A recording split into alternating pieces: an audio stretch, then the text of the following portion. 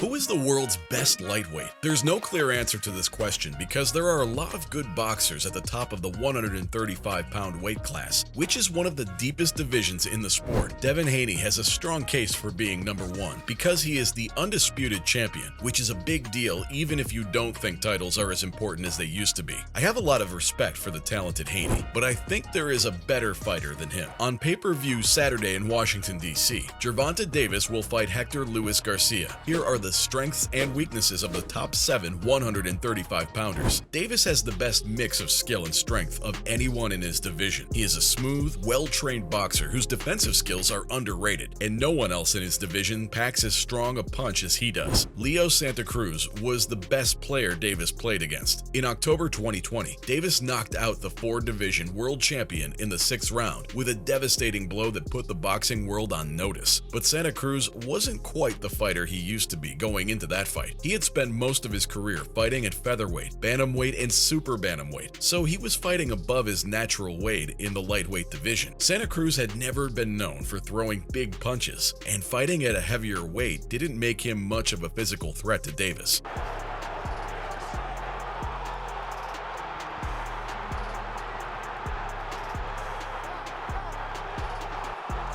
The same could be said about Yuriorkis Gamboa, whom Davis knocked out with a brutal uppercut in the 12th round of their fight in 2019. Gamboa was at the right weight, but it was clear that his best years were long gone. Not to mention that Gamboa hurt his leg in the 2nd round, but he still made it to the last round.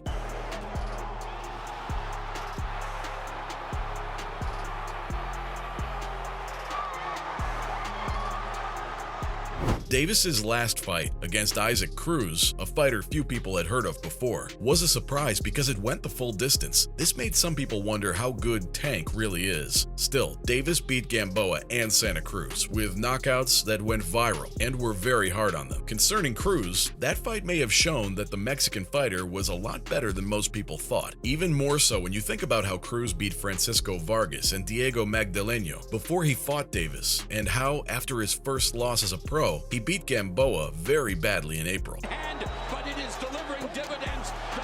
The crowd at Staples Center enjoying what they've seen. Gervonta does have some flaws though. Davis could lose because of problems outside the ring, but that hasn't hurt his performances yet. Davis is also like Devin Haney in some ways. Haney is a great boxer with quick hands and feet and top-notch boxing skills. It's lovely to watch him do what he does, and whether you like it or not, he's the winner. In June of last year, he beat George Kambosos Jr. by a wide margin, and he did it again in October. Even though he is only 24, he has an impressive list of things he has done. He beat Jorge Linares, Joseph Diaz Jr., and Kambosos without a fight. But Haney isn't a light puncher, and he doesn't have the game-changing power of Davis, who is a better fighter overall. Was meant to be. This is what I was meant to do, and this is what I will continue to be.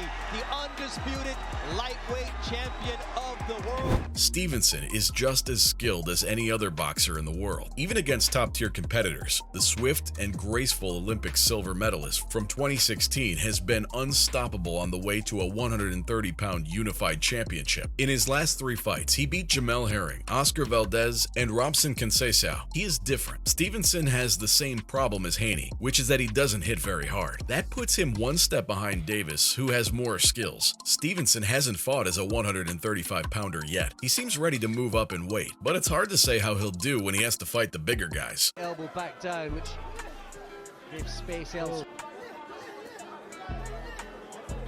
Starting to get tuned up a bit here, and the ref has seen enough. No one in the division is better at boxing than the Ukrainian wizard. Because of his skill, the 2-time Olympic champion was in the running for titles as soon as he turned professional. He has won major titles in 3 divisions in only 19 fights. His footwork is among the best in the sport. When Lomachenko lost to Teofimo Lopez by unanimous decision in October 2020, he looked like an old boxer. This cost him his spot at or near the top of pound-for-pound lists. He got back on track and beat his next 3 opponents, but many people still wonder if his best days are behind him. If he fights Haney as planned, he could change how people see him. #1 pound-for-pound fighter.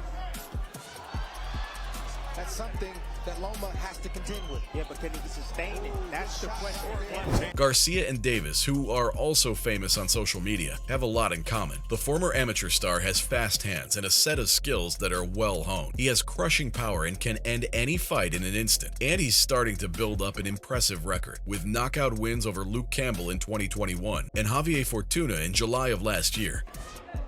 Eddie Reynoso saying to Ryan Garcia, "You're young." Body shot.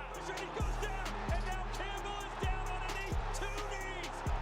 2 knees. Garcia's win over Fortuna was important, but he is the least experienced of the top 135-pound fighters. He'll have the chance to change that if Davis beats Hector Luis Garcia, and then faces King Rai this year. In general, we're like, what? Ryan Garcia should be beating this guy. Look how much taller he is. But guess what? People want to throw, and he caught him with a left hook again. And Javier. In his last fight, where he beat Michael Rivera by a wide margin, Frank Martin looked like he could beat anyone in the world. He did almost everything right, but he couldn't beat his opponent from the Dominican Republic. Martin seems to be able to make trouble for anyone, in any way. Martin still has to show that he is as good as the best in his division. The win over Rivera was impressive, but Rivera didn't have much experience before the fight. Martin will have to beat an opponent at the next level if he wants to be at the top of the division with Haney and Davis. I think he worries if he tries to get more offensive, he's going to get countered like that. Another one. Good body work out of him. Gervonta Davis was one of the many people who watched the fight between Frank Martin and Michael Rivera. He says he was also interested in what was going on. 2 weeks ago at the Cosmopolitan in Las Vegas, Nevada, the two put their perfect records on the line. At 135 pounds, both fighters were seen as big-time prospects, but Martin took a huge step forward. Early on, Martin hit his opponent harder, cleaner, and crisper. In the 7th round, he almost knocked out his opponent. Now that Davis has completely beaten Rivera and won by unanimous decision, he says he's more than willing to fight Martin. When asked if he would fight Martin, Davis told a group of reporters, "Yes, for sure, damn right." Even though they are looking forward to a possible showdown and are excited about it, it doesn't look like they will meet. Davis has already announced the first half of his schedule for 2023. The popular star from Baltimore, Maryland, will face Hector Luis Garcia in his first fight. If Davis keeps his perfect record, he'll try to end his rivalry with Ryan Garcia for good in April. While Devin Haney is the current undisputed champion, Martin wants to win a championship and is anticipating a confrontation with him. Despite the fact that they appear to be heading in different directions, Martin did say that Davis is one of the things he wants. His promoter, Errol Spence Jr., the reigning WBA, WBC, and IFB welterweight champion, fully supports him in his desire to face Davis in the future. Davis knows that Spence, who is a good friend of his, was just supporting his fighter. However, that doesn't stop him from telling the unified champion that Martin could pay the ultimate price if he isn't careful.